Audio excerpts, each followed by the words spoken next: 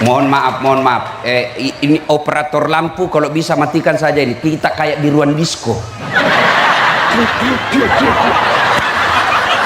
Ini bukan kita mau karaoke ini. Boleh nyala tapi jangan ganti-ganti warnanya. Nah, begitu saja. Jangan merah, kuning, hijau.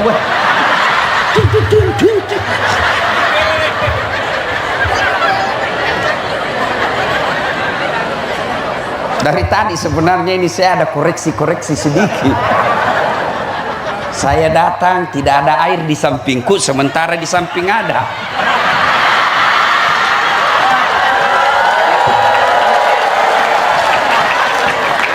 Kemudian saya lihat lagi Pak Jenderal, ada kue di depannya, saya tidak ada. Bercanda ya. Itulah dakwah ya.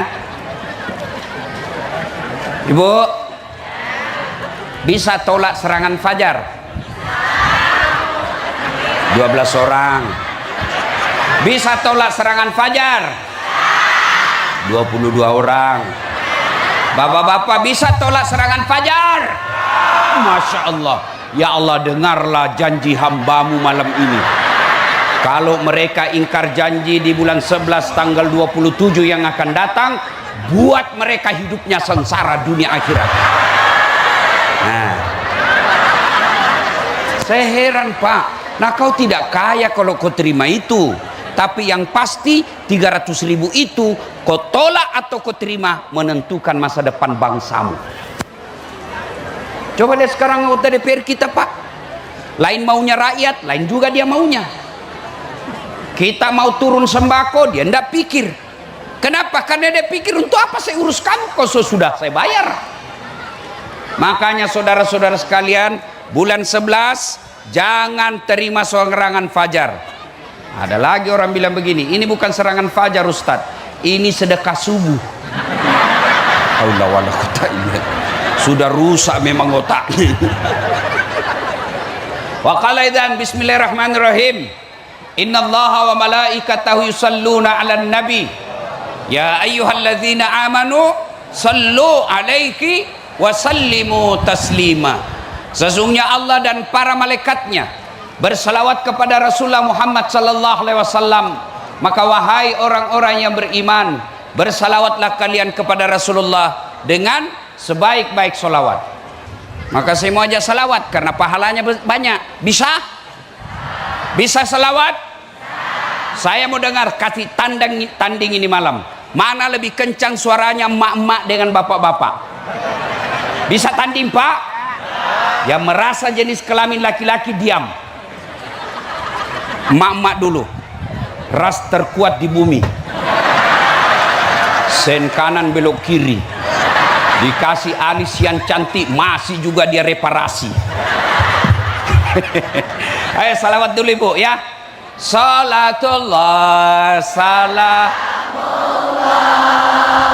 ala toha Rasulillah.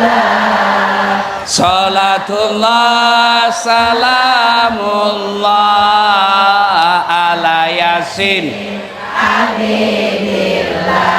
Nilainya 9,5. Yang merasa jenis kelamin perempuan diam, kita dengar dulu laki-laki lagi. Ayo jangan mempermalukan jenis kelamin kita dek. Ayo salawat yuk. Salatullah salamullah ala toha Rasulillah.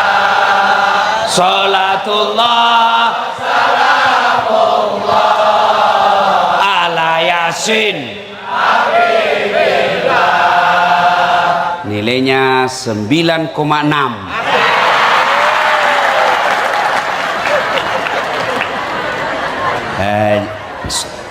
Kau diam semua.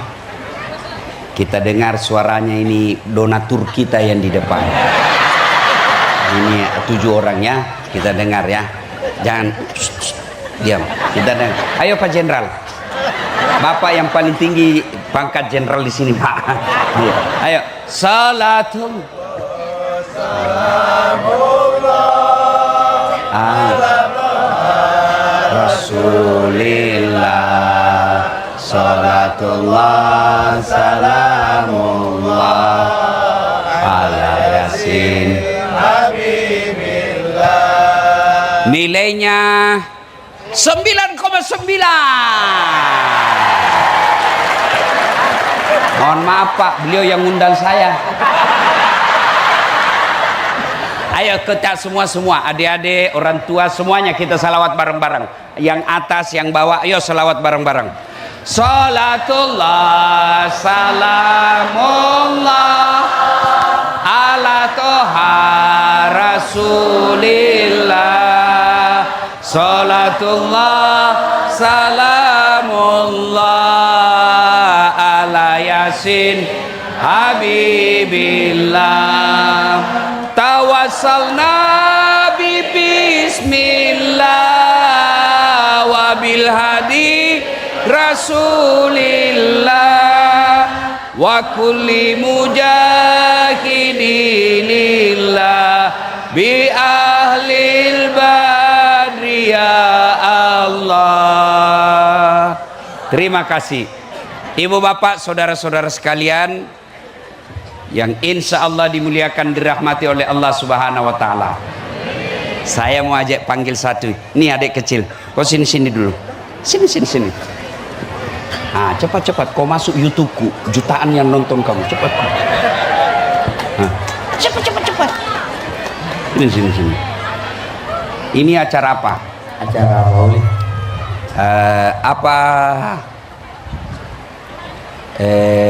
Hikmahnya apa judulnya? Peringatan Maulid Nabi. Ya, terus Peringatan Maulid Nabi Muhammad SAW. temanya. Meneladani Rasulullah SAW sebagai langkah konkret menuju kehidupan bahagia dunia akhirat. Oke, itu temanya toh? Mau kau duit? Betul. 100.000. Ini jangan didengar orang ya. Ini rahasia. Ini uang ustadz jauh lebih berkah daripada uang polisi. Tapi jangan kau kasih tahu orang ya. Jangan kasih dengar orang di dalam sini. Sekarang saya mau tanya supaya kau dapat 100.000. Siapa namanya Presiden Republik Indonesia? Jokowi. Oke. Siapa yang terpilih pemilu lalu? Prabowo. Siapa namanya anaknya Joko Widodo? Anaknya Jokowi. Jangan lihat kau. Siapa namanya anaknya Jokowi? Gibran. Betul. Oh, dapat hadiah ya. Ya, oke. Tunggu dulu. Ada pertanyaan berikut. Siapa anak terakhirnya Nabi? Hasan Hussein. Hasan Hussein. Oke, Hasan Hussein. Hari apa wafatnya Nabi? Hari Senin. Berapa anaknya Nabi? 7. Kemudian anak terakhirnya? Hasan Hussein. Oke. Berapa istrinya Nabi? Ada. Oke. Sudah. Ini sengaja gimmick namanya ini Pak. Ya. Bayangkan Jokowi dia tahu. Prabowo dia tahu. Anaknya Prabowo dia tahu. Sebelum Jokowi presiden, siapa lagi presiden kita?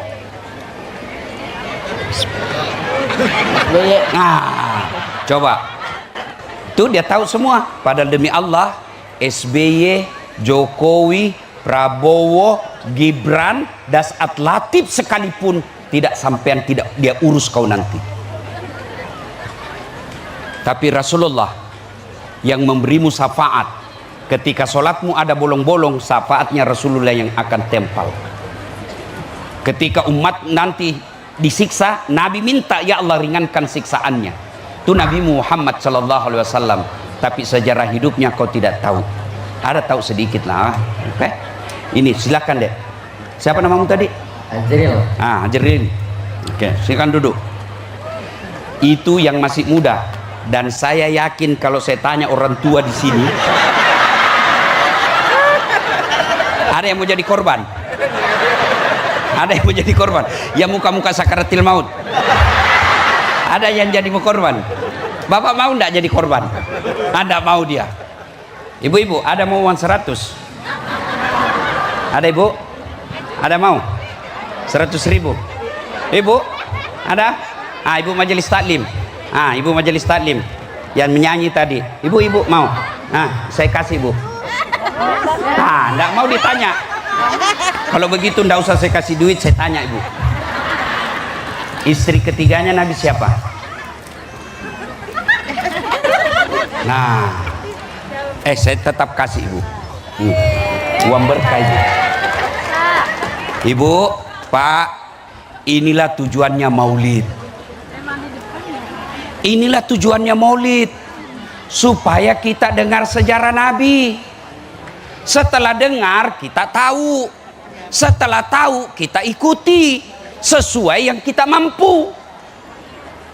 Jangan tiap tahun maulid tapi tidak ada pengetahuan soal Nabi. Saya keliling-keliling maulid dari tahun ke tahun, dari tahun ke tahun. Sudah 16 tahun saya jadi penceramah. Selalu hikmah maulid meneladani Nabi. Coba kita lihat sekarang, meneladani Rasulullah sebagai langkah konkret menuju kehidupan bahagia dunia dan akhirat.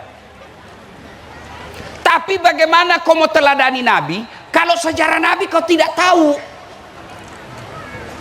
Bagaimana kau mau teladani Nabi tidur kalau caranya Nabi tidur kau tidak paham? Bagaimana kau mau teladani Nabi suami istri kalau kau tidak tahu bagaimana Nabi perlakukan istrinya? Ini pentingnya maulid. Maka saudara-saudaraku yang tidak mau maulid silahkan.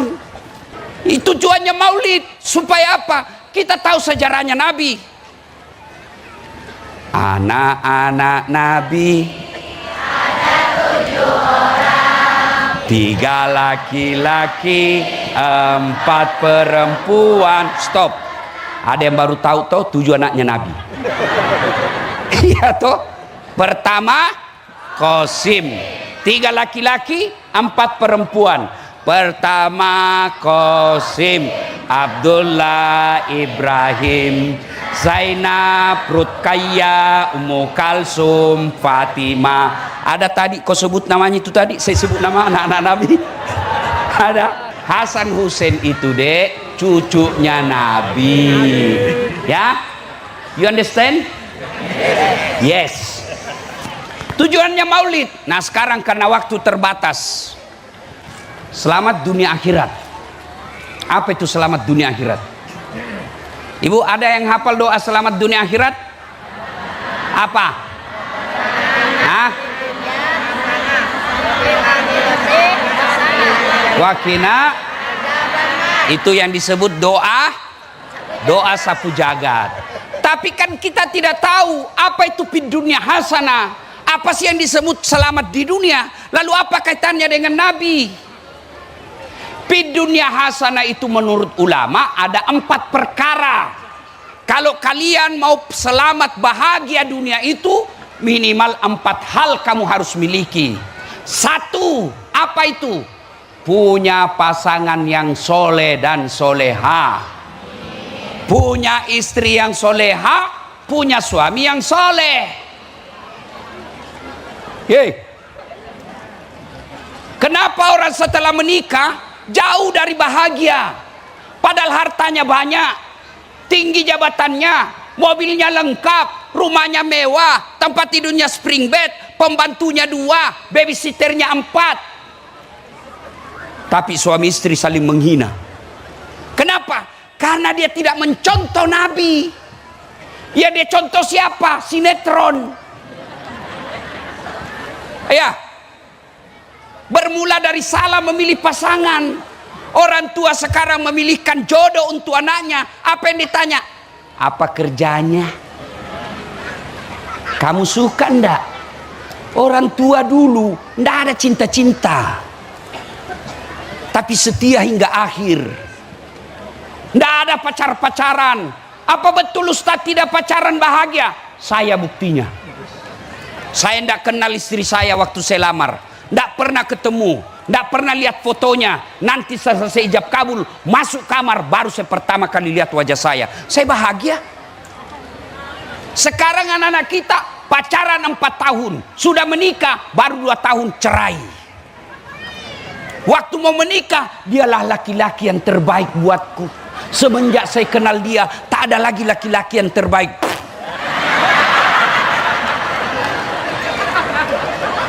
Kenapa? Dari salah, dari dia pertama milih jodoh. Orang tua juga salah. Pak Jenderal dan seniornya, tidak ada tuh.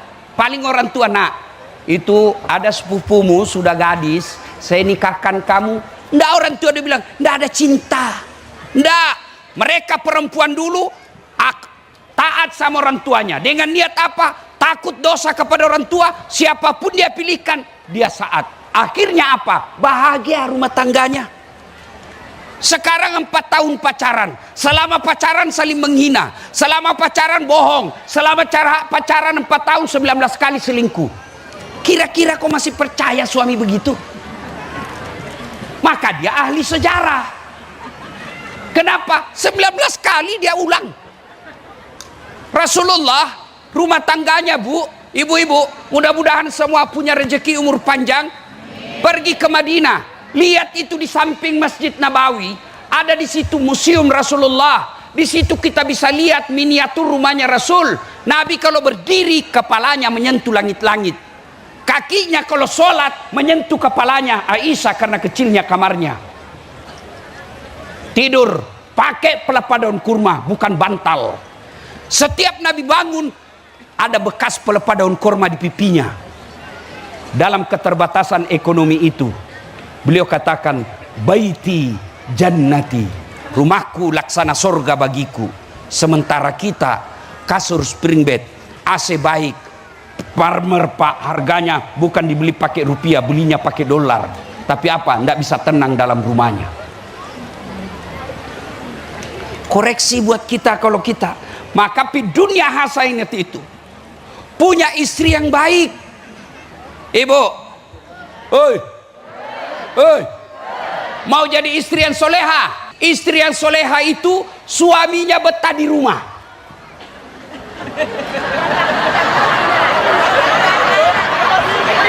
Apa? Dia bilang suaminya, hei, menderita kita kalau di rumah Ustaz.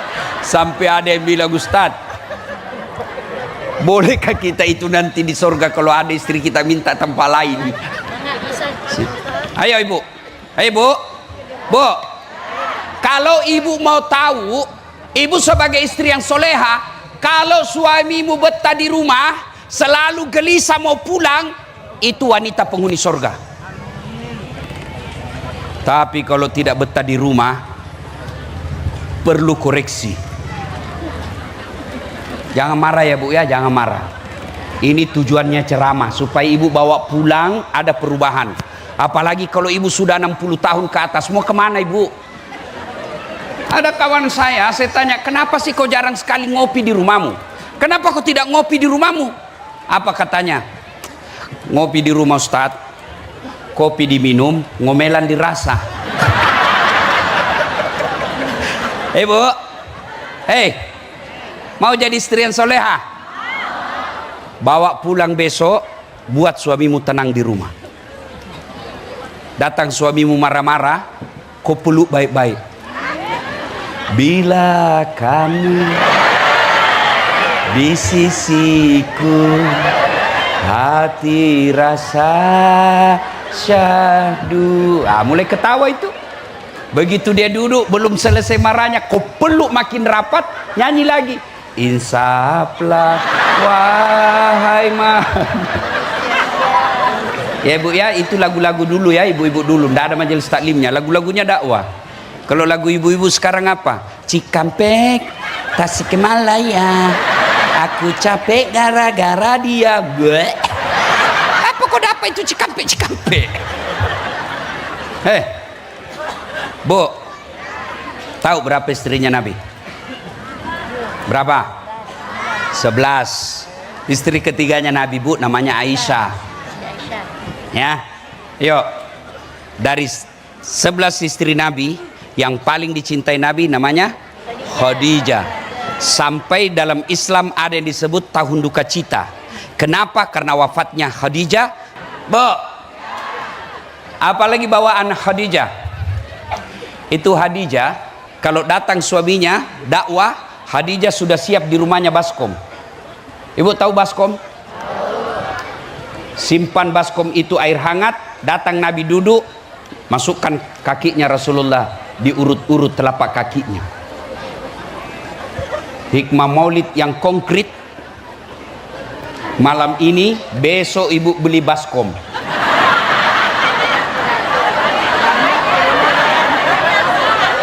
Ya, ada di rumah banyak. Itu kau isi air hangat, tunggui suamimu pulang. Lalu bersihkan urut-urut telapak kakinya. Dia langsung berkata, ya Allah, terima kasih kau utus saat Latif datang maulid.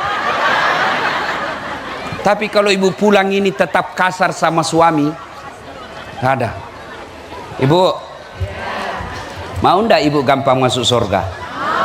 Oh, kata Nabi, perempuan itu paling gampang masuk surga. 4 aja syaratnya. Lebih susah syaratnya jadi caleg. Apa syaratnya? 1, sholat. Pasti ibu semua sholat. 2, puasa Ramadan. Saya yakin ibu pasti semua puasa Ramadan. 3, menjaga harga dirinya. Salah satu cara jaga harga diri pakai kudung dan tidak pernah keluar kecuali izin suaminya, ditemani oleh keluarganya. Ini yang agak 4 agak susah. Ini agak susah. Menaati perintah suami. Datanglah ibu-ibu melapor sama Nabi. Ya Rasulullah, tetangga saya keterlaluan. Kenapa? 3 kali saya datang, minta dia datang besuk sama ibunya yang sudah wafat. Mulai dari sakit, sakaratil maut, sampai dimakamkan sekalipun dia tidak datang besuk ibunya. Kata Nabi, keterlaluan betul itu, Bu. Kenapa memang?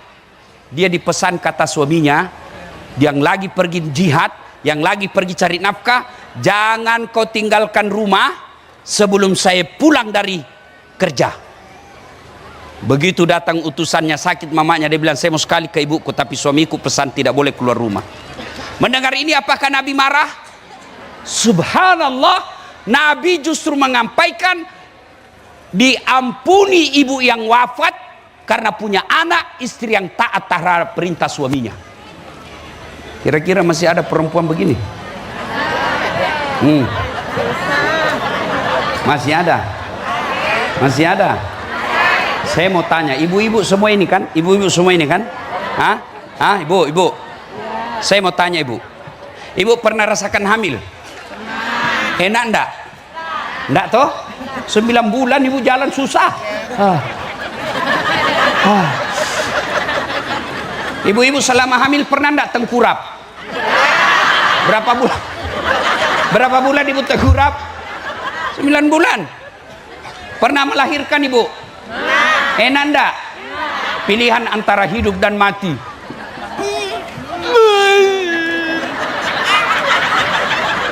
Ya, ndak mentang-mentang istri jenderal keluar kona.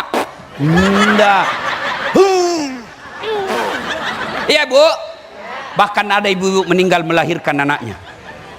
Yang ketiga, masih ingat waktu menyusui, Bu?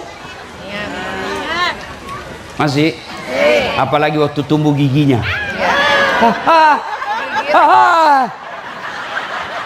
Apa ibu tempeleng? Hei, kok gigit saya? Ndak. Anak, lepas kona. Sekarang saya tanya ibu, susah kan itu 3-3? Itulah sebabnya Nabi katakan ibumu. Kenapa? Karena 3 ini yang tidak bisa dipikul oleh laki-laki. Mengandung, melahirkan, menyusui. Iya. Sekarang tolong jawab. Bagi ibu-ibu yang mengharap surga, tolong jawab saya dengan jujur. Siapa yang mengandung ibumu? Siapa yang mengandung suamimu? Jawab dengan tegas. Siapa yang mengandung suamimu? Ibu. Siapa yang melahirkan suamimu? Ibu. Siapa yang menyusui suamimu? Ibu. Sekarang tolong jawab, siapa yang terima gajinya suamimu? Nah, maka pantas ketika kau durhaka sama suamimu, kata Nabi, jangankan masuk surga, baunya surga kau tidak dapat. Ibu mau ndak mau gampang masuk surga, kata Nabi? Taati perintah suamimu. Cuma sekarang bisikan setan, dia lawan suaminya, lawan ke suamimu, sedikit aja gajinya, lawan suamimu, lawan suamimu, lawan suamimu. Itu jangan ketawa, saya serius ini. Untuk apa ibu datang maulid tiap tahun kalau tetap melawan suami? Itulah sebabnya Allah memberikan perlakuan khusus kepada perempuan. Kenapa? Karena perempuan ditanggung sama suami. Ibu, dengar baik-baik ibu, dengar baik-baik. Suamimu tidak sholat, ibu tidak tanggung dosanya. Suamimu berjudi, ibu tidak tanggung dosanya. Suamimu berzina, ibu tidak tanggung dosanya. Tapi ketika ibu tidak pakai kudung, ibu tidak sholat, ibu tidak puasa, ibu tukang gosip, suaminya dulu dicari. Mana ini suaminya ini? Itulah makna ayat ku ampusakum wa ahlikum nara. Ibu ditanggung di dunia juga. Apa maksudnya Ustaz? Malu itu suamimu kalau kau pulang kampung tidak pakai baju baru. Dia pikir itu suamimu bagaimana kau dibayarkan semua itu utang-utangmu. Dia pikir itu suamimu bagaimana kau pulang kampung pakai emas supaya kau tidak dihina sama saudaramu. Dia pikir kau suamimu dunia akhirat. Maka pantas istri yang durhaka kepada suaminya jauh dari surga. Jangan marah ibu ya. Kalau kau marah enggak apa-apa, saya mau pulang juga nanti. Bapak-bapak,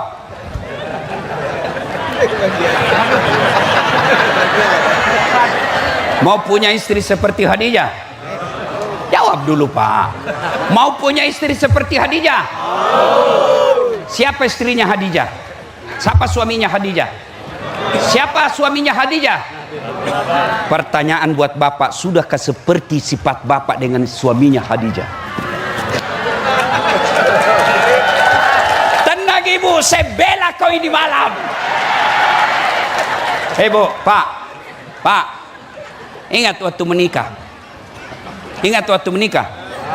Berapa maharmu? Berapa maharmu? Paling seperangkat alat sholat dengan uang 1 juta rupiah. Kau ambil anak gadisnya orang, sudah lengkap giginya, lubang hidungnya sudah 2, sudah pandai bicara, sudah sarjana. Kadangkala kamu tinggal di sini, istri kamu dapat waktu kuliah, dia orang Sulawesi, dia ikhlas tinggalkan kampungnya. Bapaknya sakit di Sulawesi, dia tidak besuk. Kenapa? Karena suaminya katakan, saya tidak dapat izin. Maka dia telepon orang tuanya, Pak, maafkan saya tidak bisa pulang karena suami saya tidak dapat izin. Saya doakan bapak sembuh. Kau belikan pun baju palsu. Dia tidak punya kewajiban cari nafkah. Tapi berapa banyak perempuan dagang-dagang, kadangkala dia jinjing itu kasihan dagangannya. Untuk apa? Untuk bantu-bantu cari nafkah, padahal bukan kewajiban perempuan cari nafkah.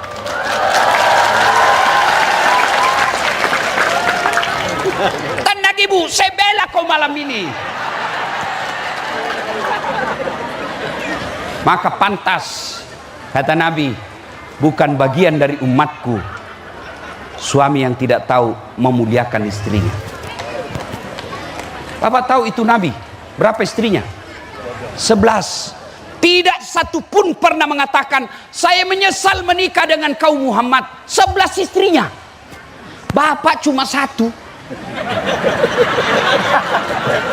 Apa kata istri dulu?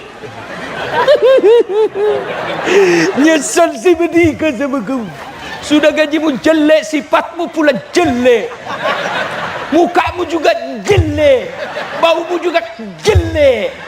Apa? Masya Allah, Rasulullah Pak, tidak satupun istri beliau dia panggil namanya. Kalau beliau panggil istrinya Khadijah, tidak pernah dipanggil Khadijah sini dulu, tidak. Ya Ummul Mukminin, wahai ibunya orang Islam. Khadijah beliau panggil, Aisyah beliau panggil ya Humairah, karena memang Siti Aisyah merah delima pipinya. Bapak bawa pulang ini, panggil istrimu dengan panggilan kasih sayang. Jangan terlalu jujur. Mentang-mentang istrimu hitam. Wah, ini sudah sentimen pribadi nih.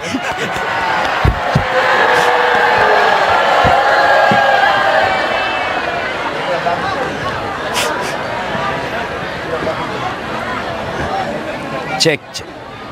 Ya, cek, cek. Cek. Cek, cek. Cek. Cek, cek.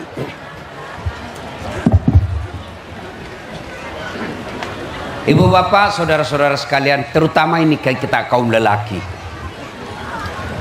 Bapak pikir bapak yang hebat? Bukan, karena istri kita baik. Tidak mungkin Pak Jenderal bisa sampai bintang 3 kalau istri tidak baik. Saya ini bukan karena saya hebat Pak, tapi istri saya memberikan ketenangan jiwa kalau saya mau pergi ceramah. Mana bisa saya ceramah kalau lagi 5 menit saya mau naik, istri saya telepon, "Woi, pulang kau." Pulang kau. Kenapa sayang? Apa sayang? Sayang. Pulang kau. Anakmu kesetrum. Siapa yang jaga anak kita Pak? Hah? Kau pikirin istrimu bisa kau gaji? Hah? Berapa gajinya cleaning service? Paling murah 2,5 juta. Sudah 15 tahun istrimu cleaning service, tidak pernah kau gaji. Berapa gaji pembantu? Minimal 3 juta. 15 tahun istrimu jadi pembantu, tidak pernah kau bayar.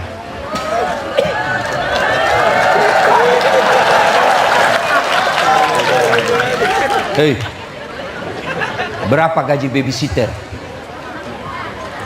3 juta. 5 anakmu tidak pernah kau bayar gaji babysitternya. Maka muliakan istrimu. Muliakan istri. Saya tidak suka Ustadz. Kalau kau tidak suka, nasihati. Pasti kau yang gagal didik istrimu. Saya tidak senang Ustadz. Tukang gosip, malas sholat. Ceraikan baik-baik, bukan dengan memukulnya. Menurut konsep Quran, nasihati. Sudah nasihati baik-baik, agak keras suaramu sedikit. Belum juga berubah, pindah tempat tidur. Masih juga tidak ada perubahan, bawa balik ke rumahnya. Masih juga belum ada perubahan, pisahlah dengan baik-baik tanpa kau cerita kejelekannya. Seheran kita bertengkar tiap hari. Bertengkar, hamil lagi.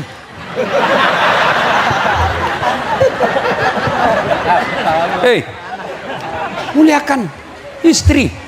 Nabi itu Pak, romantisnya itu Nabi mandi junub dengan istrinya. Saya yakin Bapak tidak pernah mandi junub lagi sama istri. Saya waktu mau pengantin baru masih mandi junub. Waktu pengantin baru sudah anak-anak, istri saya bilang, "Ayo Ustaz mandi junub." Geli ah. Rasul sampai usia senja. Nabi kalau minum bekas bibirnya Aisyah dia minum. Bapak praktekkan besok. Begitu Bapak minum bekas bibir, apa kau bilang? "Woi, bau betul mulutmu." Ya, karena waktu yang terbatas. Satu tadi mau sakinah, fid dunya hasanah. Satu punya pasangan yang baik. Jadi Bapak punya peluang. Selesai maulud ini, jadilah suami yang baik, jadilah istri yang soleha. Maka kau dapat sudah faktor pertama. Yang kedua, punya anak yang soleha. Bayangkan anak kita sekarang Pak. Wah, saya kalau lihat anak-anak Pak cerdas-cerdas Pak. Mau lihat anak-anak cerdas? Coba lihat dia kalau WhatsApp. Biar naik motor, dia bisa balas itu WhatsAppnya temannya. Cerdas anak-anak kita Pak. Komputer dia kuasai. Satu aja kurangnya, kurang ajar. Sopan tuh sama cowoknya. Iya bang, terserah abang aja deh. Baru 2 bulan pacaran, panggilannya apa? Papi mami. Hei, Pak, apa sepenuhnya salah anak? 90% salahnya orang tua. Ibu-ibu yang punya anak gadis, nggak usah jawab. Mana anak gadismu sekarang? Mana?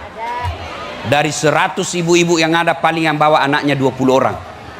Kenapa anakmu kalau ke Jakarta kau mampus bayar keluar uang? Ulang tahun anakmu kau mampu keluarin duit jutaan. Kenapa pengajian seperti ini kau tidak bisa bawa anakmu? Siapa yang mau nasihati? Kamu. Tidak mungkin, karena dia lihat kau aja tidak sholat. Maka mestinya bapak-bapak bawa anakmu ketika ada ceramah seperti ini. Kalau perlu sogok dia kasih duit. Ayo nak, saya kasih kau 50.000, kita pergi maulid. Kenapa kau berani belikan motor padahal motornya dia pakai pacaran? Duitmu habis jutaan untuk kursus bahasa Inggris. Memangnya kalau kau mati nanti anakmu berdoa pakai bahasa Inggris? Oh my God, please help me my mother. Bleh.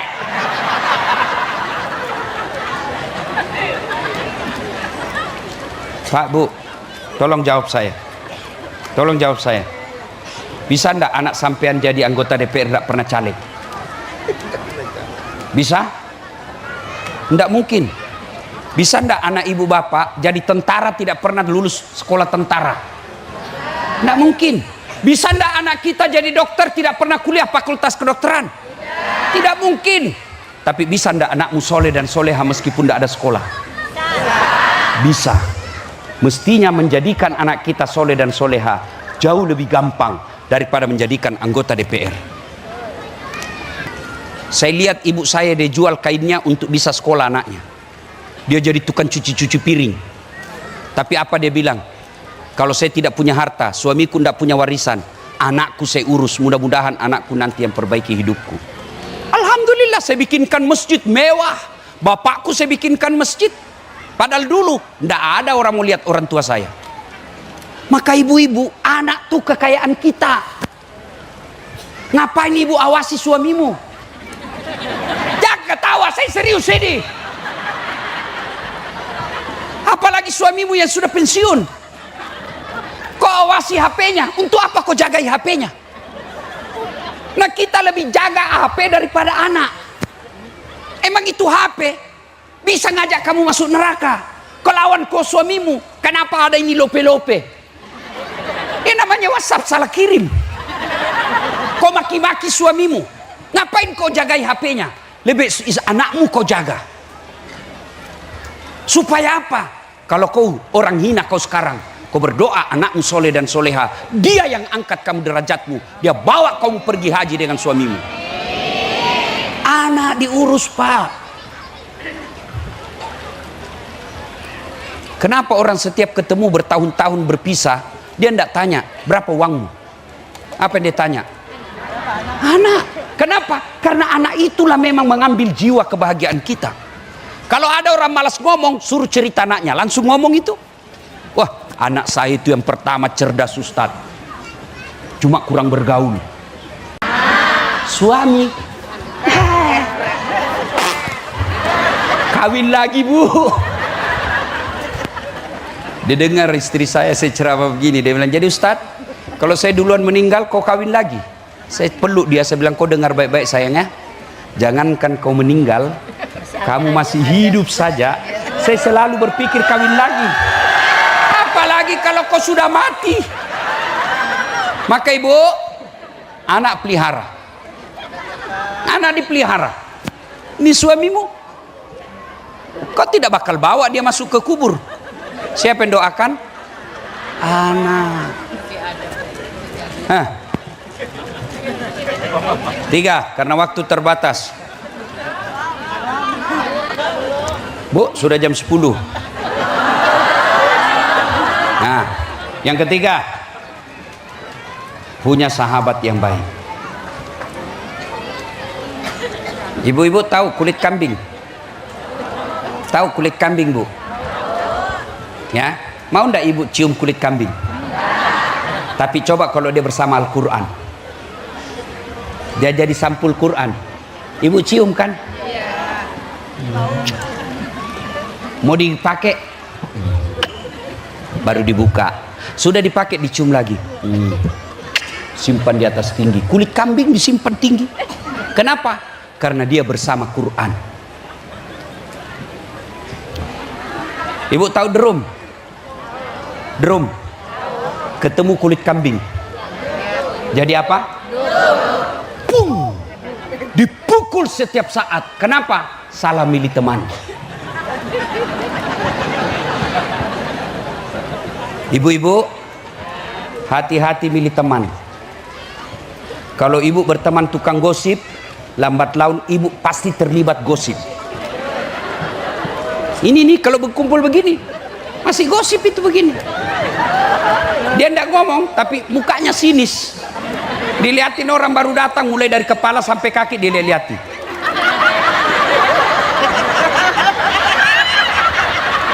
Dia tidak ngomong, tapi sinis itu mukanya.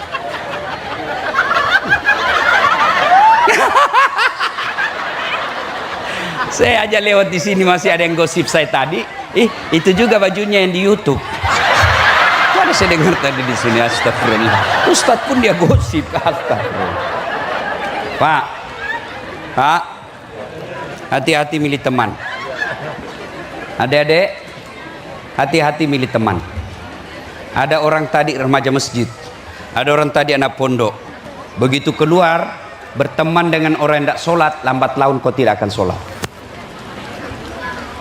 Adik-adik tahu parfum? Penjual parfum? Tahu? Kalau kau dekat penjual parfum, apa yang kau dapat? Wangi.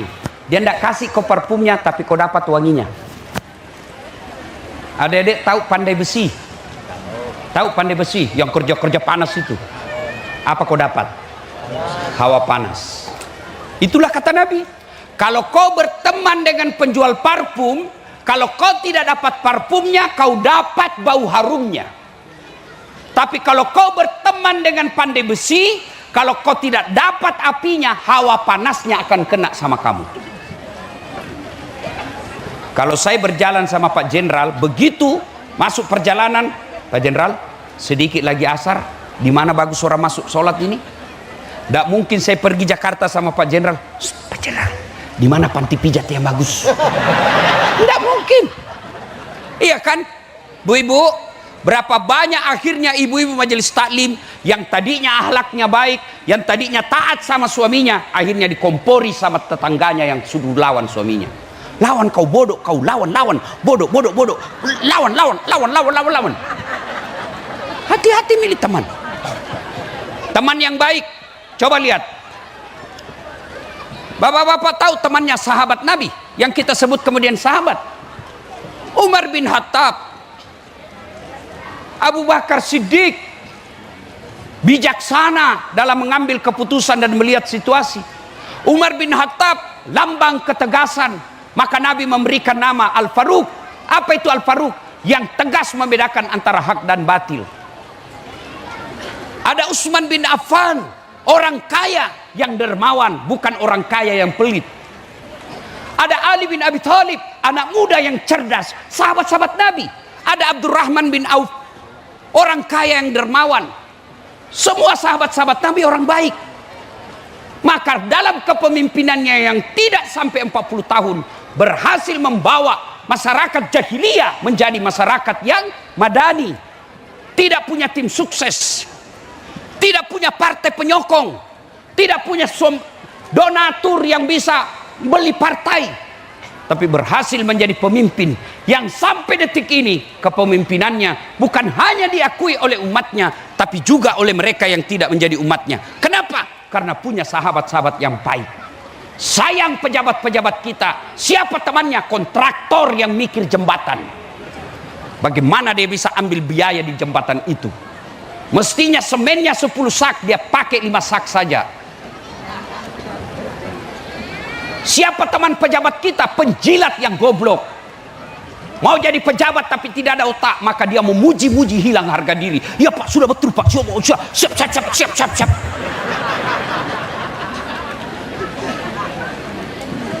Orang yang baik di dunia hasanah punya teman yang baik. Dan teman yang baik itu, kata Ali bin Abi Thalib, kalau kau punya teman baik, genggam tangannya, karena dia akan mengajakmu masuk surga. Ketika Allah takdirkan saya kelak masuk surga, saya cari Pak Jenderal. Kata malaikat, kenapa kau Das'ad? Saya gelisah ini. Mana Pak Jenderal ini?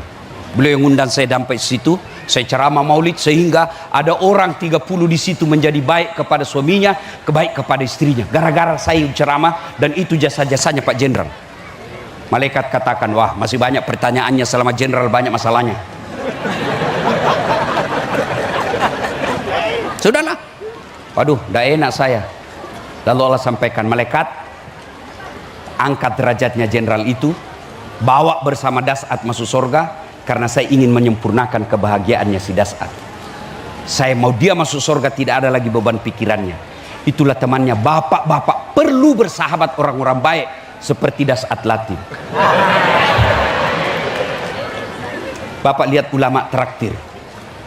Karena kalau bapak traktir, darah dagingnya nanti dipakai ibadah. Berteman orang-orang soleh.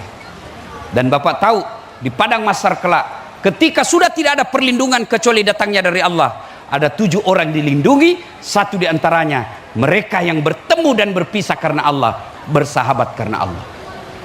Coba lihat persahabatanmu kalau jabatan. Pak Jenderal pasti rasakan. Waktu masih jenderal aktif, siap komandan. Sekali sudah pensiun, Pak, pura-pura dia tidak lihat kita. Memang begitulah.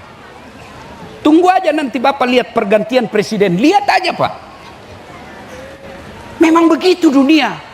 Waktu kau masih aktif jabatan, banyak orang hormat dan baik sama kamu. Begitu hilang jabatanmu, mereka akan tinggalkan. Kenapa? Ibarat gula dengan semut. Ketika ada gula, semut pada datang. Habis gula, semut tinggalkan. Tapi orang yang bertemu dan berpisah karena Allah, selama ada kebaikan, di situ dia selalu bersama. Dia dipertemukan bukan karena kekuasaan, dia dipersahabatkan bukan karena kekayaan, tapi karena kebaikan. Dan kebaikan itu Allah hadir di dalamnya. Yang keempat, di dunia hasanah itu punya harta yang berkah, bukan yang banyak. Harta yang berkah itu harta yang disedekahkan fisabilillah. Rasulullah tidak terlalu kaya, tapi tidak pernah ada dirham di rumahnya kecuali telah dibelanjakan jalan agama Allah. Dan akhirnya, meskipun beliau tidak kaya seperti sebagian kita rakyat Indonesia, tapi sampai detik ini dikenang kebaikannya.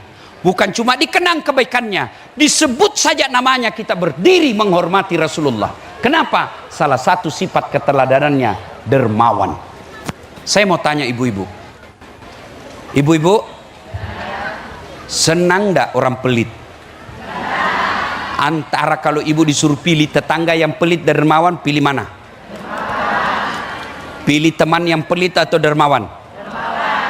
Pilih sahabat yang pelit atau dermawan? Pilih mantu yang pelit atau dermawan? Coba dengar Pak, tidak ada orang suka orang pelit. Bahkan orang pelit sekalipun tidak suka sama orang pelit. Bapak mau lihat pelitnya orang Islam? Coba lihat kalau Bapak jemput artis, keluir duit sampai puluhan juta, padahal artis cuma datang bawakan kamu alamat palsu, berhura-hura kelihatan dada dan pahanya. Dia datang bawakan kau dosa, lalu kau kasih duit puluhan juta. Sampai di Jakarta dia pakai maksiat, duitmu yang puluhan juta. Tapi begitu kau undang pengaji, begitu kau undang penghafal Quran, begitu kau undang imam ke rumahmu, kau jemput, kau kirimkan motor, itu pun motor tua, tidak ada stang kakinya satu di belakang.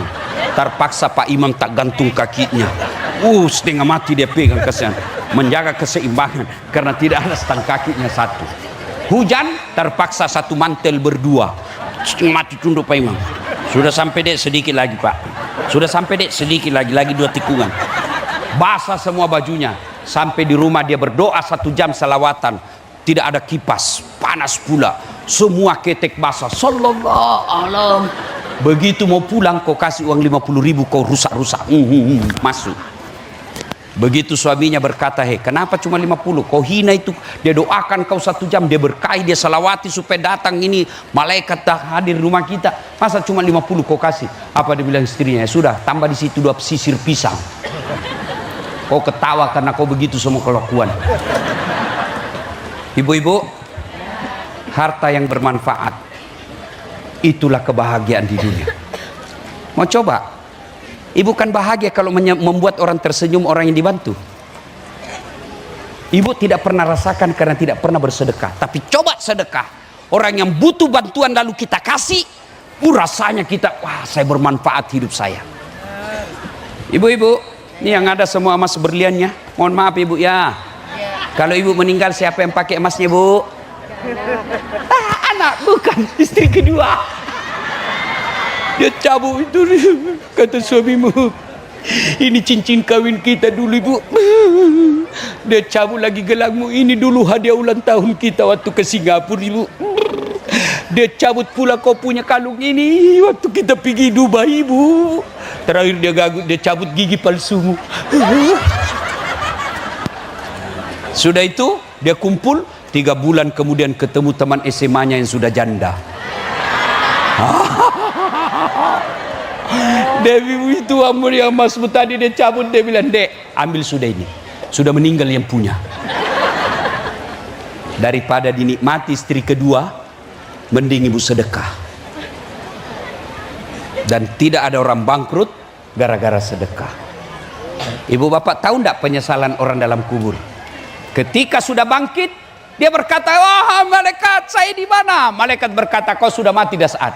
Kembalikan saya ke dunia 5 menit saja, sekejap saja. Untuk sholat bukan, untuk puasa bukan, untuk apa? Saya hanya ingin berkata, hartaku saya sedekahkan fisabilillah. Itu penyesalan orang mati. Kenapa kita yang masih hidup tidak mau bersedekah? Sedekah tidak mesti banyak, sedekah tidak mesti tunggu orang kaya. Ibu mulai balik maulid ini, mulai Jumat yang akan datang, coba kalau semua ibu-ibu ini datang ke masjid bawa 1 bungkus nasi, maka semua laki-laki sholat Jumat dapat nasi bungkus. Padahal cuma satu bungkus. Demi Allah, harta yang kita tinggal ini, rumah, mobil, mewah, tabungan, belum tentu kita punya. Meninggal mendadak, anak mantu yang punya. Ya anak mantu kalau dia sholat. Kalau dia tidak sholat, lalu dia narkoba, dia belikan narkoba, duitmu yang setengah mati kau tabung. Lebih bersedekah. Punya istri yang soleh-soleha, punya anak yang soleh dan soleha, punya teman yang baik, punya harta yang berkah, itulah fid dunya hasanah. Insya Allah lain waktu dan kesempatan kita bahas lagi wafil akhirati hasanah. Demikian, lebih dan kurangnya mohon dimaafkan. Usikum wa nafsi bitaqwallah, pastabikul khairat. Assalamualaikum warahmatullahi wabarakatuh.